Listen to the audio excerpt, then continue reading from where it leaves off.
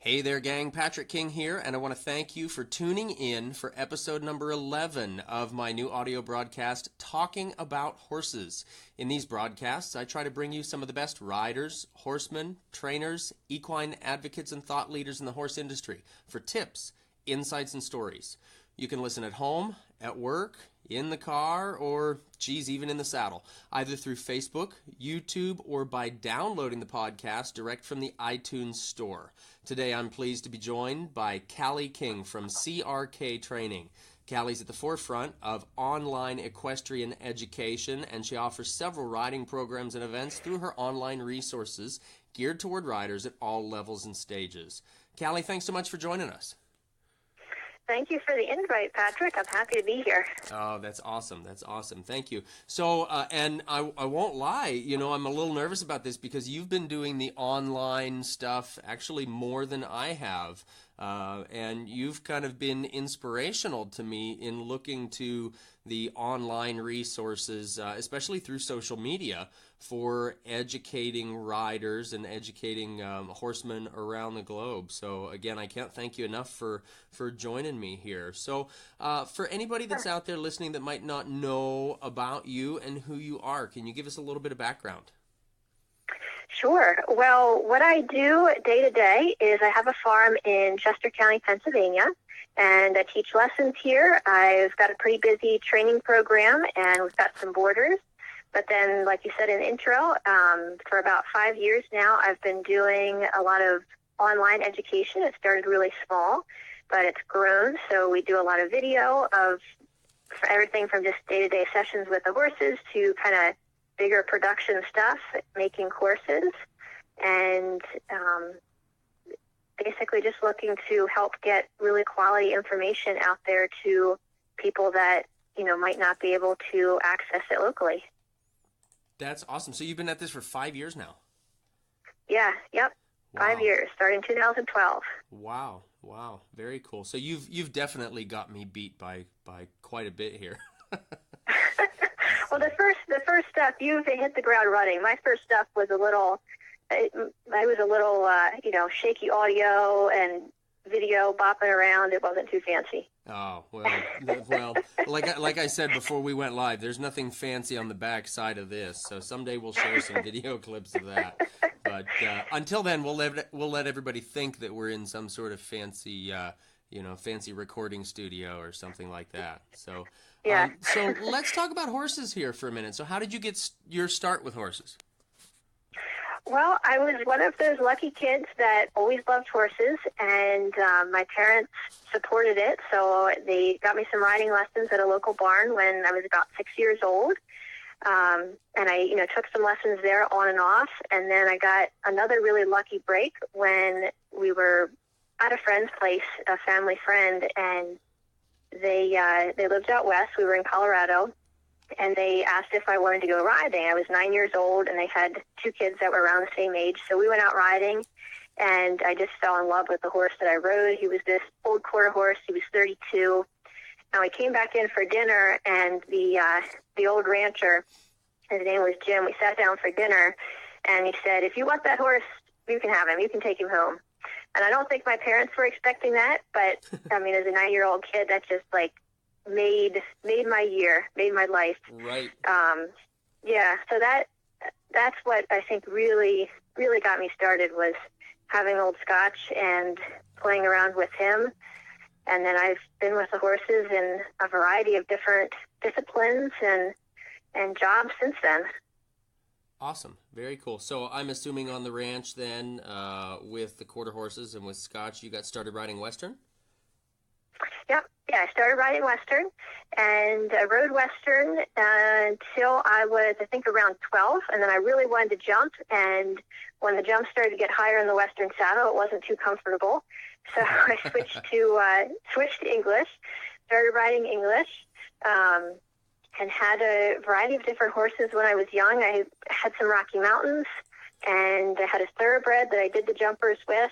I got into the endurance riding, which I think to date has been my favorite. If I was to pick a horse sport, I love the distance riding. So I did that for a while, and Yeah, I've kind of been, I've experimented in a lot of different horse sports and kind of ended up focusing on, overall horse behavior rather than a specific discipline. But I really enjoyed the opportunities I had to work with different disciplines and take something from each one. That's awesome. That's awesome. Great. So what got you started with teaching then at that point? I had a few different jobs as a teenager where I was helping with pony camps and teaching kids there. And I really just enjoyed teaching. And then I took it a little further. When I went to college, I found that I really had an interest in psychology.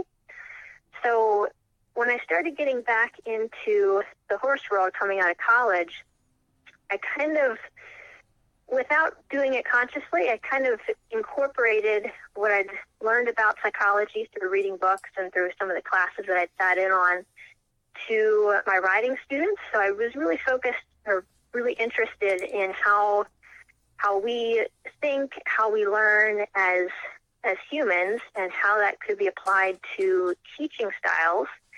And, then as I started exploring it more, I realized that it actually, a lot of psychology can be applied to how we train our horses too, because the human and the horse brain has a lot of similarities in the basic structure. So it was a fascination in psychology that got me really interested in being a riding teacher, which I think is a little different twist. A lot of people get into teaching because they love to ride, and initially it's a way to kind of have an income as working with horses. But I really had a fascination with the psychology of learning. That's awesome. So you really didn't go into it with the idea that you were going to be teaching riders kind of as any sort of a career then? No, I didn't. It was funny because when I was in high school and I was at kind of that stage where you've got to decide what you're going to do with your life, I thought that I wanted to keep horses more as a hobby. And it's funny to think back on it like that, but I was so scared of going into horses as a career and somehow getting burnt out. And I think it's because the barns that I worked at growing up had just lost the passion for what they were doing. There just wasn't that joy of being with the horse that I was seeing in people that, again, in my small world that I had been exposed to at that point, that were doing it professionally. So I was scared of that. But when I got out of college and I was kind of working in a few different fields, I just got drawn right back to the horses and, kind of found that by pulling in my other interests, I was able to do it in a way that, I love what I do. I think it's the best job ever. That's awesome. That's awesome. So then you started teaching at home? You started doing lessons and that sort of thing at home then? Yeah, I just when I came home, I had a lot of people that started asking me if I would help them with their horse. And then, if I could help teach them. And it just kind of grew from there, of more people asking if I could help them out with their riding. And then I had a few horses here of my own horses that were really good. So I started bringing in some different people to ride those horses. And that's actually what the online education grew out of, because I started getting this group of riding students that were really dedicated and really wanted to learn. And they wanted something that they could do outside of the time that we had together, and just that hour that they were here. So I started making little videos for them of just, basic things from horse terms to things that they could work on with their riding, little exercises that they could do during the week, or, taking a video of just a little portion of their lesson so they'd have something to review. And, then I got the idea to start doing that and putting it out there for not just my own local students, but other people that might benefit from it. Gotcha. Okay, and that was going to be my next question, was how you got started with the online deal or the digital deal. So had you had any background in any sort of the online media or anything like that before you got started with that? No, definitely not. I was technology had been far from my interests. Yeah, that seems to be a theme with a lot of us horse people. Yeah, I think you're right. Yeah, it had no interest whatsoever in technology, and that was definitely the biggest struggle in getting started with figuring it out. But it's another thing I've actually developed quite a passion for now that I've realized what it can do, and the way that we can connect other people and collaborate with people and just meet riders from all around the world. Now I'm really starting to love technology. That's awesome. And I know one of the things that impressed me so much was when I was teaching out in your neck of the woods, and the weather decided to play up on us, and you were so gracious as to offer us the use of your indoor arena. I love the way you basically have your arena set up to do or set up to utilize the online and the digital and the video platforms right there direct from the arena. Yeah. When we built that arena last fall, and when I guess it's been 2 years now, but when I built it, we were already doing quite a bit of video, and I knew that it was actually because of the video that we put up that indoor, because I wanted to be able to keep going year round. I wanted to be able to make videos without having to cancel because it was snowing or it was, it was too icy to ride. Okay. Or the camera lenses were fogging up because of weather changes. So, yeah, we set up the indoor that we've got a big viewing area that's kind of raised because I wanted people to, when they're coming in for clinics, to be able to watch easier and more comfortably. And then we put Wi-Fi in there so that it's really easy to do, anything from, like live webinars, so where I can be riding or have riders on or even have other teachers in for clinics, so we can be live streaming what we're doing in the moment. So it was, even when I hired the lighting guy, they didn't quite get it, because I hired an equestrian group to come in to help consult for the lighting, and I was trying to explain that, I need it bright enough to have video and I can't have shadows, and it's, I think, not normally one of the main concerns when people are putting up an indoor, but it right. Turned out pretty well. Right.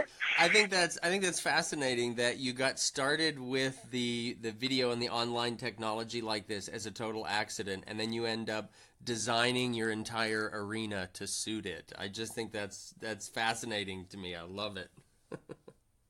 Yeah. That's great. And it's a fantastic setup. You've got kind of the teaching sort of lecture area there off to the side. And like you said, the raised viewing area is perfect. It was an absolute pleasure teaching there. It certainly was. So, and again, thank you very much for letting us do that. It was great to have you here, and I'll kind of let you in on a little secret for one of my future plans for the farm is, one of my dreams has been to create this as kind of like a clinic destination. So even starting to build on what we're offering online, but making it a place that people can come to do a clinic that might not necessarily have, have clinicians that they want to ride with that come to their local area, or there's a lot of people that I find have, are kind of in my world or watch my videos that they ride lesson horses at small local barns, or they even ride friends' horses. So they don't really ever have the opportunity to ride with awesome clinicians, like yourself, because they can't trailer somewhere or they don't have a barn that's hosting. So we're slowly, getting more school horses and built the facility. So now when we have clinics, people can come in and they don't even have to bring their own horse. They can travel in, they can ride here. Soon they're going to be able to stay here. So, yeah, we've got more plans for the future. That is great. Wow. Very cool. Awesome. Yeah. Awesome. So tell us a little bit about what you teach through your online courses. And now I know you've done some other courses with our mutual friend Wendy Murdoch, who's actually Wendy was how I found out how I learned about you in the first place, as a matter of fact. But before we get into that, tell us about what you're teaching through your courses. Sure. Well, What I'm striving to teach is really the what I kind of think of as the big picture of horsemanship. So I like to, or I think it really empowers people to understand the why behind what they're doing, so that they can, they can go out and they can use different exercises, different methods from other trainers, other clinicians, local instructors that they're working with. But if they understand the basic science and psychology of how horses learn, how training, really works, and how we communicate with horses, what horse behavior, looks like in a normal horse, and what things are abnormal. So it's just kind of creating education of, again, this big picture stuff, so that people can understand, what does it look like if a horse is healthy and he's moving well? What does it look like if a horse is learning something? How fast, can horses learn? How does that learning really happen?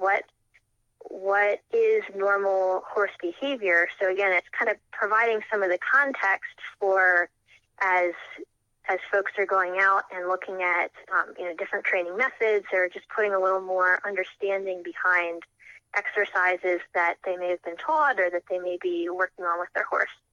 So that's my kind of overall focus, is helping people understand that big picture. And the main thing is that the psychology and the science of training, and of how horses think and perceive, at least as much as we can know about it. So it's almost like a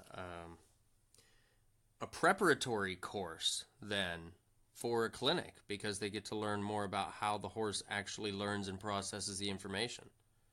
Mm-hmm. Yeah, that's exactly how I like to think about it. One of the most simple concepts that I think people can relate to is, we hear a lot of terms, things like positive reinforcement or using pressure and release, but I like to teach the basic framework, and a lot of people that have taken psychology courses will probably remember these terms. But there's the operant conditioning quadrant, that basic behaviors, we're going to do more of things that bring us good stuff or that get rid of bad stuff. And we're going to do less of things that cause discomfort or bring bad stuff, and we're going to do less of things that get rid of good stuff. And that's, there are different ways that learning happens, but a lot of our training is kind of through that quadrant. So we reward the horse or we release pressure, and that's the moment of learning and of recognizing the right behavior to reward or to release on. And then, if a punishment is used, if we can be more conscious of what we're doing, so that we can see what's really working and what's not working. That's kind of my goal for what I want to help people with in the courses that I teach myself through the programs. That's awesome. And now you mentioned movement, and I'm remembering whenever I was there, you had some pieces, some anatomy pieces, some skeletal pieces of the horse there. Is that something that you teach also in your courses?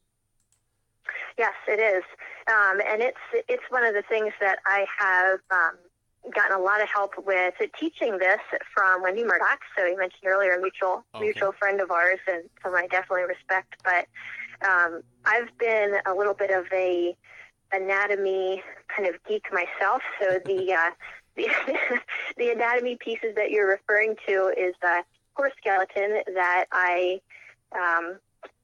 probably shouldn't admit this, but that I dug out of the ground when I was about 12 years old for a science project, and bleached it all up and labeled all the bones, and I have, it's almost a complete skeleton. So to me, there's something really powerful about being able to see that, see what's inside the horse, so that when we're asking the horse to do certain movements, when we can picture it from the inside out, I think it adds so much more clarity to what we're asking for. And going back to the idea of how learning happens and the psychology of learning, when we can have a clear picture in our mind of what we're asking for, we're going to be a lot more precise in giving a reward or releasing pressure at that right moment. I totally agree. And it's funny that you say that, because I've got a big part of a skeleton, basically from the scapula forward, being treated right now, that I'm going to be carrying around in a suitcase as I drive down the road. So hopefully I don't have to fly with it anywhere, because that would look really odd going through airport security. But I do have I also have in the car with me right now, I have a couple neck pieces and a skull that I've borrowed from a friend who's an equine dentist. So it makes so much more sense, exactly what you said, to be able to picture it, to be able to see it from the inside out. It just helps riders to understand what they're talking about or what they're thinking about when they're asking their horses to do things. So I think that's awesome. Yeah, I totally agree. It's, coming back to, again, with the whole idea of online education, I think one of the biggest benefits of it is it allows people to get access to information and also different teachers that, again, if we were limited to just what we had within our local area, we would be so limited. But now with the power of technology, we can jump on the web and be learning from some of the best people in the world from every field. And even in horses, we have all these different pieces that come together to really make that great ride. It's from the health of the horse, and you mentioned dentistry, and then, the balance of the rider and mental skills of the rider. It's what you're doing even here in this podcast, is bringing together the best in each field so that people can really get that quality information and start to put the pieces together. Mm-hmm. Absolutely. And, for a while we were living in, I tell people we used to live in the age of information. Now we live in the age of free and easily accessible information, which is very different, and we sometimes have to be careful with the free information, because sometimes it's worth what we pay for it, right?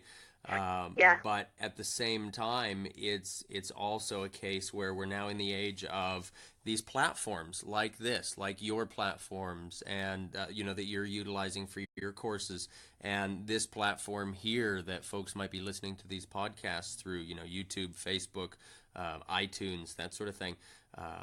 And it's fantastic that we're able to connect this way. And at the same time, just like you said, I would consider myself very technologically limited, but have gotten so excited about the opportunities that we have through technology now. Thank goodness for things like smartphones, because I don't know how we would do it without that.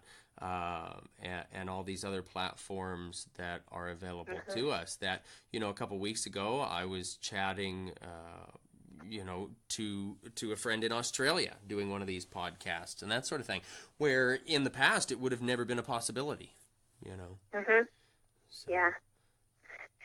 Yeah, you're absolutely right. And it also broadens the possibility for collaboration. I'm a big believer in the idea that when you can bring minds together and bring people from different experiences, different backgrounds, and even different expertise. I mean, some of the students that I've had that actually have made some of the biggest impact on me as a trainer and a teacher have, they're not coming in as experienced riders. They're coming in as, someone that was a psychologist, or someone that was a medical doctor, or even just someone that was a stay-at-home mom and had incredible human skills. And I think when we can take, people's experiences and knowledge from a variety of fields and bring it together, we just progress a lot more quickly because of the collaboration element. Absolutely. Well, like you said, the combination of the skills, just helps us to be so much more successful that way, and so much more effective, I think, as communicators. Yeah. So Yeah, I agree. awesome. Okay, so through the coaching online that you're doing, I guess first question I would have is how do folks access that? Well, we've got a variety of ways. I mean, I do my weekly video or article, and that's free. That goes up every Friday. And then I have a few different, like 7-day courses that are just kind of like a quick mini course so that folks can get a little bit better feel for how I teach or how the different instructors now that I've worked with to create some different courses, how they teach and what their philosophy is. And then from there, I've got courses that run once or twice a year. So, it's like a college class. Everyone joins. We've got an enrollment period. Everyone joins, and then we all go through it together. And those have a really fun vibe because of that. There's a lot of activity. There's a lot of people sharing experiences. And it's just kind of an aside, but one of my favorite parts of doing those types of classes that have the people sending in videos for feedback is the variety of places in the world that we have videos come in from, and everyone in the course can see them. So it's not just me getting to have fun with this, but we've got people like Miho in Abu Dhabi, and he's there riding in the desert, and Ree from Malaysia, and she's got this arena that's like this beautiful jungle around it. Really? Or Basami from Japan, who it looks like it's like in the city. Everyone gets to watch those videos that people are sending in. So it's just this kind of fun experience of riders around the world that are really going for the same goal of just how can we do this better for the horse? What can we learn from the horse? And how can we just do this better? But yeah, that just an aside. That's awesome. But so we do that. Those are the big courses, and then we've got a few courses that run on demand. So usually the smaller programs that are a little bit more easy for kind of self-study, and folks can join those anytime they want, and there's always, people going through them, but it's more of a self-paced kind of program. Gotcha. Okay, so how do folks access these? I'm so curious because I hear so much now about the online programs and about the home study kind of courses, and I like what you're talking about kind of the interactive courses where there's enrollment periods and that sort of thing. But I won't lie, I don't know the first thing about how any of those work. So is there, say I were to enroll in one of these courses that you have that's more like the interactive college-based or college-style courses, is there a website that people access to get this? Is this something where there's, this super special secret Facebook page for this? Or how does that work? What's the atmosphere like for that? Yeah, so we've got it's basically a special website. We call it a portal that is specific for each course and each program. So when someone joins, they get an email that gives them an access code to go into that website. And then once they're there, they can access the information. Again, it depends on the course. The ones that we run, the bigger programs that just run once or twice a year, those are spaced out. So they join, they'll have access to, say, lesson 1, and they go through that. We almost always have a live component. So, for example, right now I'm running the balance riding course, and every Tuesday we get together live. So people join in kind of like on this call, but I'm usually riding in the arena, so they can watch me ride, they can ask questions, and I can demonstrate stuff right there with the horse or the horses that I have in the arena. Wow. And then we also ship out a box. So they get a box. It has a workbook. So as they're going through the videos, they can be working through that workbook to make sure that, they're applying the information that they're watching on the video to their horse, to their riding. And, so it's kind of multimodal learning, which is another, you're going to find I'm really a little bit of a geeky person when it comes to college. I love that. I think it's another thing that's a bonus to the opportunities of online learning is, there's different modes of learning. Some people are visual learners, some are auditory, which, learning from hearing. Some people are kinesthetic, so they've got to feel something. And some people like to read and write. Now, we all use all those different modes, but we'll often have one that is strongest for us. So, for example, for myself, I'm very much a visual learner.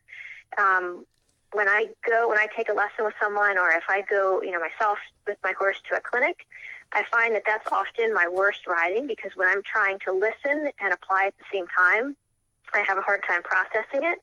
But if I can stop and watch someone else do it, then I've got it, then I can go do it.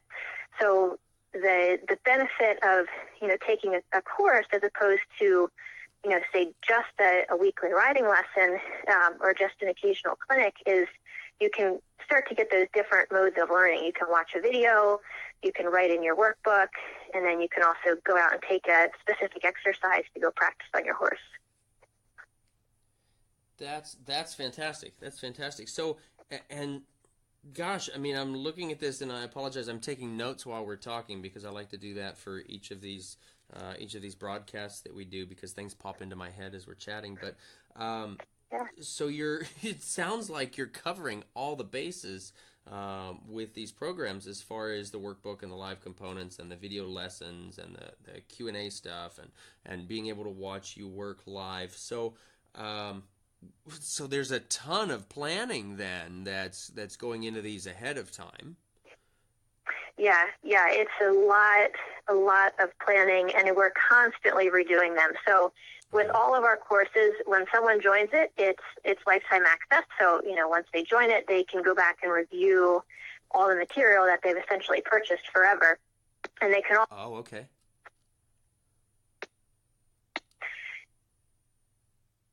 Uh-oh. Are you there?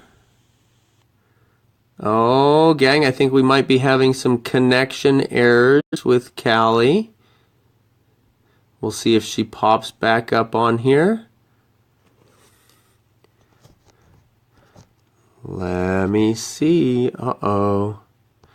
All right, gang, I am going to call Callie back, and we are going to start this broadcast up one more time. I apologize for this little snag. It was just getting exciting. I will give her a call back, and we will work on part 2 of our Talking About Horses audio with Callie King from CRK Training.